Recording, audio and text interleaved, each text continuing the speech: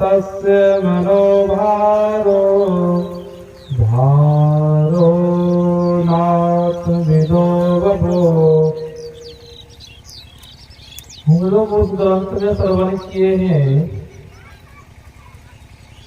अविवेकी के लिए शास्त्र भार है, रागी के लिए ज्ञान भार है, अशांत मनुष्य के लिए मन भार है, जो आत्मज्ञानी नहीं है उनके लिए शरीर भार है।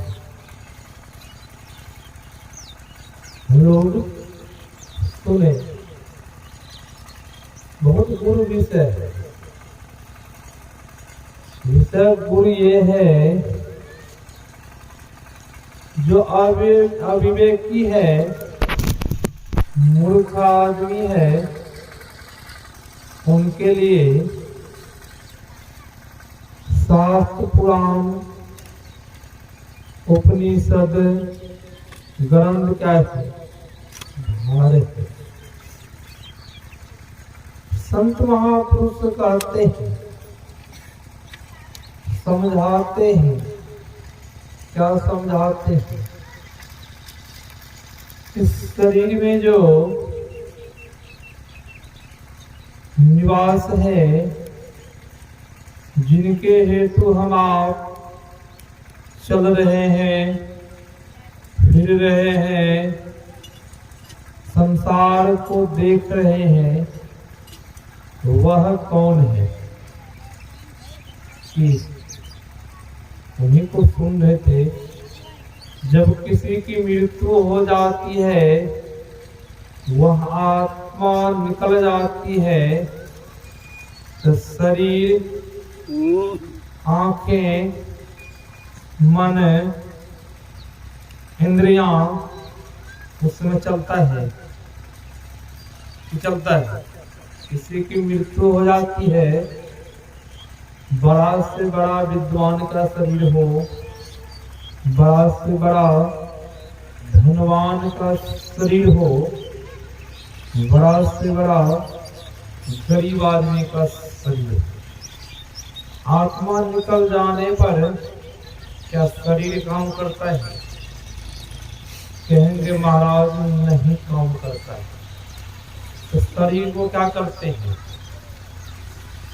जला देते हैं, नहीं तो दफना देते हैं, नहीं तो जल प्रवाह कर देते हैं। संत महापुरुष कहते हैं, इसी मनुष्य के शरीर से वह आत्मा को जान सकते हैं, जिन्होंने उस आत्मा को जान लिया है, जिन्होंने अपना आप को पहचान लिया है, वह सज्जन परमात्मा ईश्वर को ही जान लिया है। बहुत आदमी रागी होते हैं, हम गांव समाज में उसको पेटुक कहते हैं, कि खाने वाले आदमी खाने में ही लगे रहते हैं। संसार में तो आए हैं, जिस हेतु इस संसार में आए हैं, जिसने जन्म दिया है, इस संसार में हमें उनका वजन तो भूल गया हूँ, खाने पीने में लगे हुए हैं। उसी को रागी कहा गया है। वह रागी उस ज्ञान को नहीं जान सकता है। संत महापुरुष समझाते हैं कि भजन करो। जितने भी महापुरुष हुए हैं, सबों का यही कहना है, भजन करो। भजन कौन कर सकता है? पशु भजन कर सकता है। पशु को यहाँ ला करके इस सत्संग में बैठा दिया जाए तो पशु भजन कर सकता है? कहेंगे महाराज नहीं कर सकता। क्या पशु धन संग्रह कर सकता है? धन संग्रह नहीं कर सकता है। क्या पशु अपना से वस्त्र पहन सकता है? नहीं पहन सकता है। उनको भले हम पहना देंगे। संत महापुरुष कहते हैं मनुष्य बन करके जब आप पशु के समान रह रहे हैं, पशु के समान जी रहे हैं, तो मनुष्य और पशु में कोई फर्क नहीं। मनुष्य का कर्तव्य क्या है? मनुष्य का धर्म क्या है? मनुष्य को क्या करना चाहिए? मनुष्य किस लिए बने हैं? जिनको ये सब ज्ञान नहीं है वह क्या है? वस्तु है। पशु भी 4 क्रियाएं करते हैं, तो मनुष्य में भी 4 क्रियाएं हैं। मनुष्य भी आहार करते हैं और पशु भी आहार करते हैं। मनुष्य भी सोते हैं और पशु भी सोते हैं। मनुष्य को भी भाई है, पशु को भी भाई है। मनुष्य भी संतान उत्पन्न करते हैं और पशु भी संतान उत्पन्न करते हैं। जब ये 4 काम मनुष्य भी करे और पशु भी करे, इनसे आगे नहीं बढ़े, तो मनुष्य में और पशु में क्या अंतर है? संत महापुरुष कहते हैं इसी मनुष्य के शरीर से आप उस परमात्मा ईश्वर के भजन कर सकते, और उस शरीर से भजन नहीं हो सकता। मनुष्य का शरीर बड़ा भाग से मिला है हम लोगों को। मनुष्य के शरीर पा करके हम आप धन संग्रह करने में लगे हुए हैं, संसार के पदार्थ एकत्र करने में लगे हुए हैं, भजन नहीं कर रहे हैं, तो पुनः शरीर छूटने पर हानि हो जाएगी। बहुत सिर धुनना पड़ेगा, पछताना पड़ेगा। मनुष्य का शरीर बार बार नहीं मिलता है।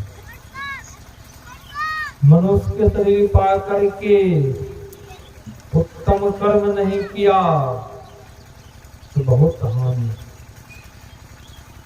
इसलिए जितने भी महापुरुष हुए हैं, और पशु का क्या कर्तव्य है, मनुष्य का क्या कर्तव्य है, हम लोगों का क्या आहार है, हम लोगों को पता है, हम लोगों को भोजन क्या है। बहुतों मानवों को ये भी पता नहीं है, और बहुतों को चलने के लिए भी नहीं आता है। बहुत मानव ऐसे उनको चलने के लिए नहीं आते।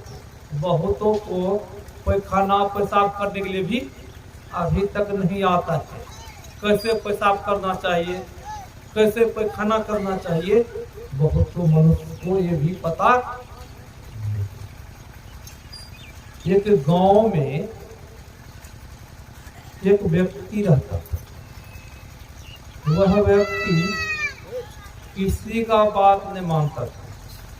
जिस तरह हम लोग के गांव में कोई आदमी ऐसा होता है कि वह किन्हीं का बात नहीं मानता है। मुखिया सरपंच कोई भी समझाते हैं, वह बात मानने के लिए तैयार नहीं होता है।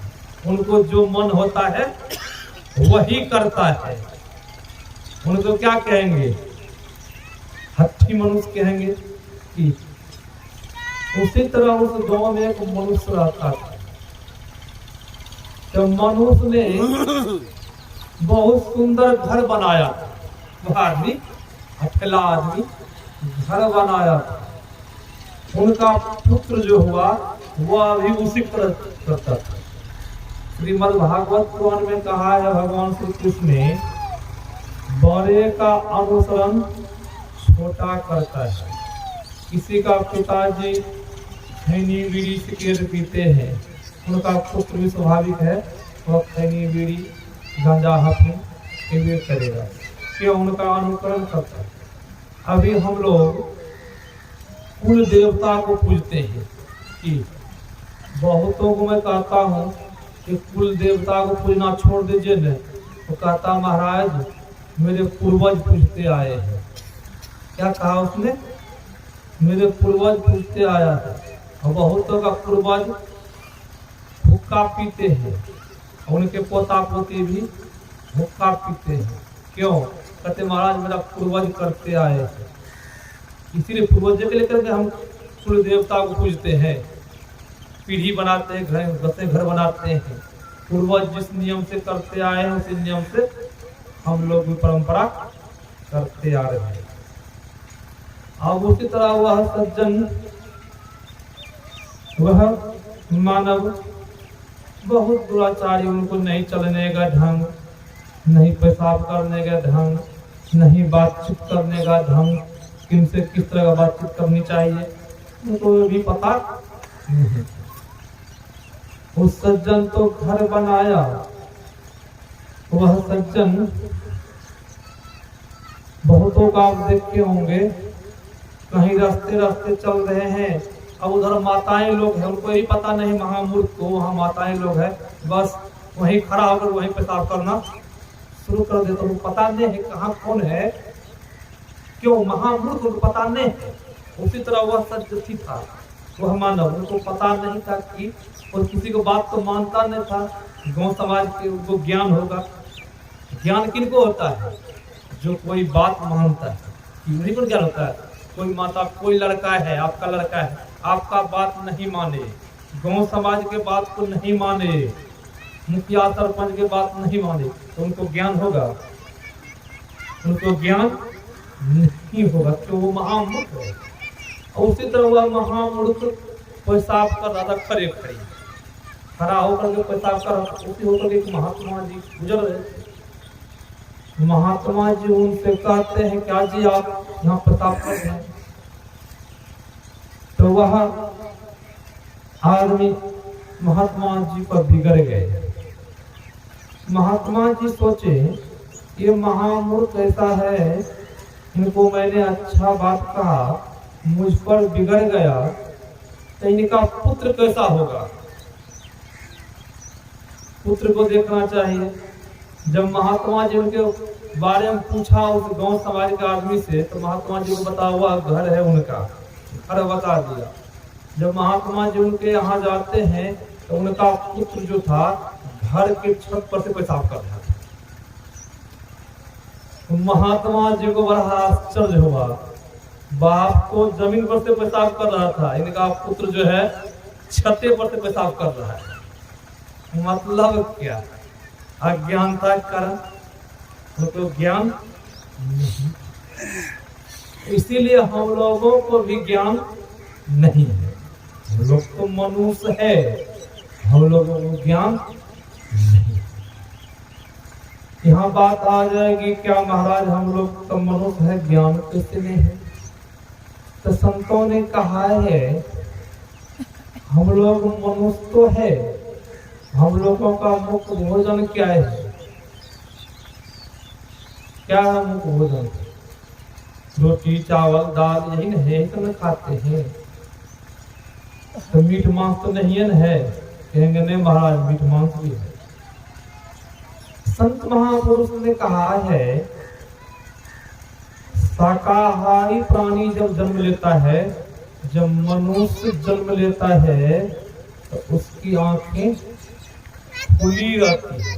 गौर से देखिएगा, मनुष्य की जन्म के समय में जब जन्म लेता है उसकी आंखें खुली रहती है। मांसाहारी प्राणी जब जन्म लेता है उसकी आंखें बंद रहती है। जिस तरह कुत्ता जन्म लेता है, कुत्ता का बच्चा भी जाके देखिएगा आंख बंद रहती है। बाघ हरिण सिंह के बच्चा जन्म लेता है उसकी आंख बंद रहती है। गौर से देखिएगा।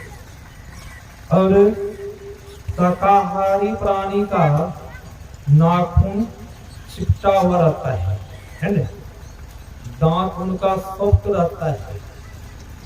और जो मांसाहारी प्राणी है उनका नाखून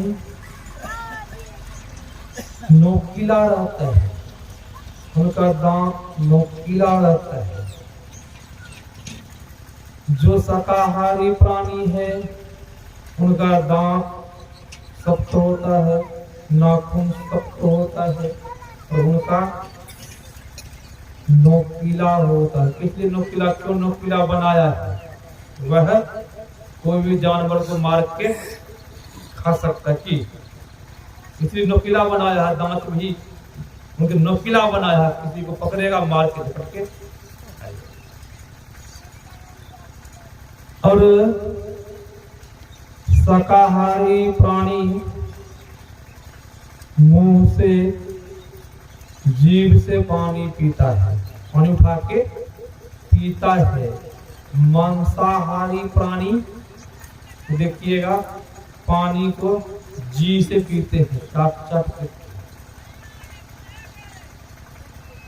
मांसाहारी प्राणी को जी से पानी चलता है, और शाकाहारी प्राणी को शरीर से पानी चलता है। पसीना नहीं चलता है, पसीना चलता है। शाकाहारी और मांसाहारी में परमात्मा ने अंतर बना दिया है कि अंतर बना दिया है, फिर भी हम मनुष्य को पता ही नहीं।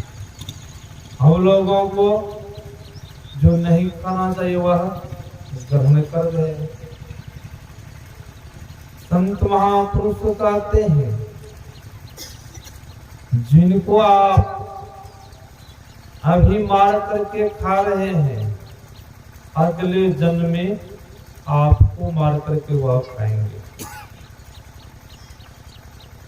इस संसार में आपके पुत्र को कोई मार दे, आपके मन में होता है मैं भी उनका बदला लूंगा कि उनका मुकाबला मैं करूंगा।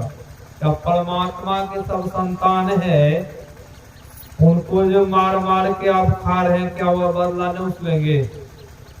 वह भी मुकाबला करेंगे। इसलिए संत महापुरुष समझाते हैं, चेताते हैं, शरीर मिला है ईश्वर की बहुत बड़ी महती कृपा। ईश्वर स्नेह करने वाले परमात्मा हम लोगों को मनुष्य का शरीर दिया है। इस शरीर का एक ही लक्ष्य है, ईश्वर का भजन करें, परमात्मा का स्मरण करें। कहेंगे परमात्मा के स्मरण करने से, भजन करने से लाभ क्या होता है कि परमात्मा के भजन स्मरण करने से परमात्मा रक्षा करते हैं। क्या करते हैं? रक्षा करते हैं। जिस तरह हम लोग सोते हैं तो रक्षा कौन करते हैं? ईश्वर परमात्मा। और परमात्मा में गुरु में कोई फर्क नहीं है। उपनिषद ग्रंथ को पढ़ेंगे कोई अंतर नहीं। आप कहेंगे रक्षा किस तरह करते हैं? कुछ मंडल परिवार के माताएं लोग, कुछ पुरुष वर्ग कुप्पा घाट आश्रम गए ट्रेन से। पर महाराज गुरु महाराज जी के दर्शन करके वहां पर भोजन करके पुनः फिर लौट के आ गए स्टेशन पर। उनके साथ में एक बूढ़ी माई भी थी। ट्रेन आई स्टेशन पर, सबों सज्जन ने उस ट्रेन में बैठ गया। बूढ़ी माई उस स्टेशन पर बैठी रह गई। ट्रेन खुल गई। जब ट्रेन खुल गई तो बूढ़ी माई को पता लगा, तो बूढ़ी माई चिल्लाने लग गई। किनको? अपने भाषा में, देहाती भाषा में हो में ही बाबा ट्रेन रोका। जब 2 बार 3 बार बूढ़ी माई चिल्लाई तो होता क्या है, जो जिनको मानते हैं, जो जिनको पुकारते हैं, पुनः वह आते हैं। आप ही को कोई पुकार दे, 1 से 2 बार आप जरूर सुन लेते हैं, ठीक है, सुन लेते हैं। कहीं भी जाते हैं आपको पुकार रहे हैं, आप रुकते हैं और देखते हैं कौन पुकार रहे हैं। वहां तो गुरु महाराज जी को पुकार रहे हो बूढ़ी माई। बूढ़ी माई सोची अब तो सब चला गया, मेरा बेटा पोता, अब मैं किधर जाऊंगी, अब किनको पुकारूंगी मैं। सोच में गुरु महाराज जी को पुकारती। जो ही गुरु महाराज जी को पुकारती है बूढ़ी माई, गाड़ी तो स्टेशन से निकल गई थी, धीरे धीरे गाड़ी स्लो हो गई। और उसी दरमियान में एक महात्मा जी आ जाते हैं। महात्मा जी आते हैं, बूढ़ी माई से कहते हैं, बूढ़ी माई कहाँ जाना है। तो बूढ़ी माई बोलती, मुझे जाना तो था, हमारे बेटा पोता सब आए थे साथ में, कुप्पा घाट भागलपुर गए थे, सब गाड़ी में बैठ के गाड़ी खुल गई है। तो बाबा बोलते हैं गाड़ी रुक गई है, चलो मैं बैठा देता हूँ। चल बाबा आगे आगे बूढ़ी के बैग झोला सब ले लेते हैं। अब देखिए कैसे रक्षा करते हैं, भक्त के बस में भगवान हो जाते हैं। उनके झोला मोटरी सब ले लेते हैं। कौन? गुरु महाराज जी। देख लीजिए, अब गुरु महाराज जी आगे आगे, अब बूढ़ी माई पीछे पीछे आ रही। जिस बोगी में, जिस डब्बा में उनके सगे संबंधी परिवार के आदमी सब बैठे हुए थे, उस बोगी डब्बा पहुंचते हैं और बूढ़ी माई को वहां बैठाते हैं। और बूढ़ी माई को सब सामान देते हैं बैग बाबा। बूढ़ी माई मन में सोचते बाबा कौन थे, बड़ी बाबा को पूछे। सामान तो बूढ़ी माई ले ली सब। जो ही पूछने के लिए चाहती है बूढ़ी माई, गुरु महाराज जी लुप्त हो गए। महाराज की जय। उसी क्षण गुरु महाराज जी लुप्त हो गई। अब बूढ़ी माई रोने लगे, गुरु महाराज जी तो लुप्त हो गए उसी समय। अब बूढ़ी माई रोने लगी, मेरे जैसा अभागनी पर गुरु महाराज जी कितनी कृपा की, मुझे ट्रेन में आकर के बैठा दिए। बूढ़ी माई को एहसास हो गया। ऐसे रक्षा करते हैं गुरुदेव भक्त पर। उनके पास उनके भजन करेंगे तब न रक्षा करेंगे। कि जब भजन नहीं करेंगे रक्षा। संत महापुरुष इस संसार में रक्षा है तो वह मार्ग दिखाने के लिए आते हैं। वह मार्ग कौन सा मार्ग है? जो मार्ग को हम आप भूल चुके हैं, जो रास्ता को हम आप भूल गए हैं, वही रास्ता को बतलाने के लिए संत महापुरुष संसार में आते हैं। गुरु महाराज जी कुप्पा घाट आश्रम में थे। उनके प्रिय शिष्य केदार बाबा, आप लोग नाम सुने होंगे। उस समय केदार बाबा गुरु महाराज जी से दीक्षा नहीं लिए थे। अब देखिए गुरु पर श्रद्धा तो रखते थे, दीक्षा नहीं लिए थे। बहुत ऐसे भक्त हैं, मानते हैं, पूजा पाठ करते हैं, गुरु भी मान लेते हैं, दीक्षा ग्रहण करते हैं। उसी तरह पूज्य बाबा केदार बाबा गुरु महाराज जी मानते थे, श्रद्धा रखते थे, दीक्षा नहीं लिए थे। गुरु जो होते हैं कभी कभी विश्वास दिलाने के लिए अपनी शक्ति दिखा देते हैं। किनको? शिष्य को चमत्कार दिखा देते हैं। होता क्या है, कुछ सत्संगी आए हो, कभी कभी हम लोग भी मन में इच्छा होती है कि पेड़ा जाके गुरु महाराज जी का आश्रम में चढ़ाओ की, तो कुछ सत्संगी थोड़ा सा पेड़ा लेकर के पहुंचे। आदमी की संख्या बहुत भीड़ थी, अब पेड़ा है थोड़ा पेड़ा से नहीं होगा, उपस्थिति ज्यादा है, सामान है थोड़ा। केदार बाबा भी थे, तो सत्संगी थोड़ा पेड़ा लेकर के गए थे।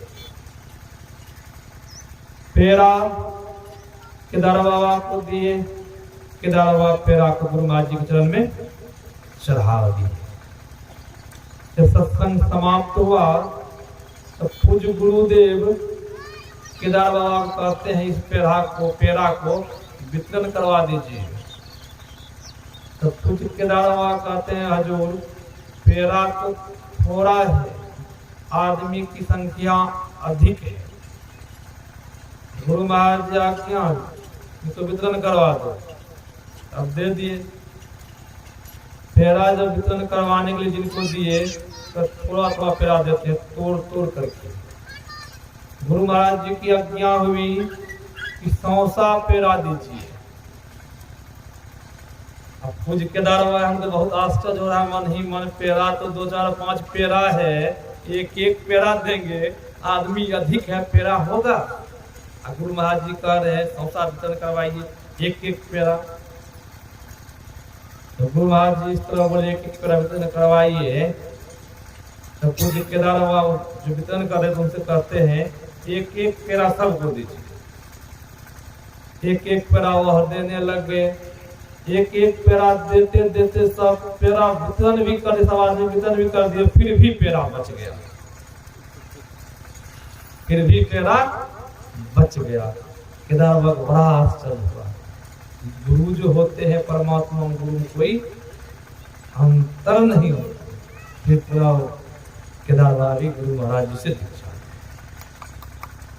कब होता है?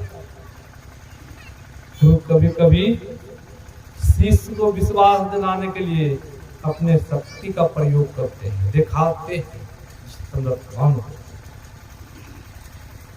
उसी तरह शिष्य के ऊपर कृपा भी करते हैं और उनके रक्षा भी करते हैं। कौन? गुरु महाराज। उनके बताए मार्ग पर चलेंगे तो रक्षा करेंगे, कि उनके बताए मार्ग पर चलना होगा। दृढ़ विश्वास करके, दृढ़ विश्वास करके क्या करना है? सत्संग नित्य ध्यान चाहिए, सा लगने, संलग्नता के साथ ध्यान करना होगा और सत्संग करना होगा। पंच पाप को त्यागना होगा। पंच पाप में से कोई एक पाप जब कर रहे हैं तो भजन हो रहा है आपसे, भजन नहीं हो रहा है। बहुतों सत्संगी को देखिए ने, समय आने पर जब भैयारी में लड़ाई झगड़ा होता है, अब पूज्य किस लिए लड़ाई झगड़ा हुआ है? तो महाराज मेरे जमीन को जो है बेईमानी कर दिया है, सत्संगी जमीन बेईमानी कर दिया। ऐसा क्यों? पंच पाप में से पाप तो हो रहा है ना, बेईमानी कर रहे हैं, झूठ बोल रहे हैं, चोरी कर रहे हैं।